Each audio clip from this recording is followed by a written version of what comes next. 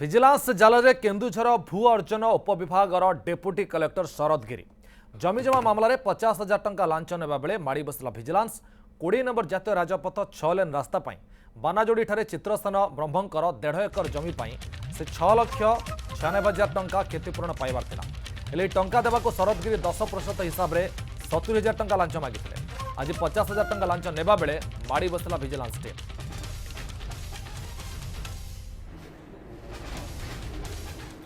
6,96,696 टଙ୍କା पाइथान्तु ସେଥିରେ ସେ ଲକ୍ଷେ ଟଙ୍କା ମାଗିଲା। ତାପରେ କହିଲା ମୁଁ ବାପା ରାଜି ନାହିଁ, ଦୁଇ ଭାଇ ରାଜି ନାହିଁ, ଜଣେ ଭାଇ ରାଜି। ଠିକ୍ ଅଛି, ଜଣେ ଭାଇ ଯଦି ରାଜି ଅଛି ତାହେଲେ 70,000 ଦେଇଦିଅ।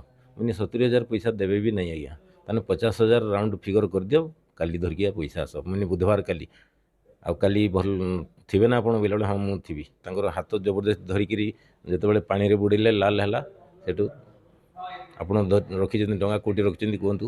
ନାଇଁ ମନା କରୁଥିଲେ କ'ଣ ପାଇଁ? ଏ ତ ଟଙ୍କା ବାହାରିଲା, ସେଠି ସିଜ୍ ହେଲା ଆଉ।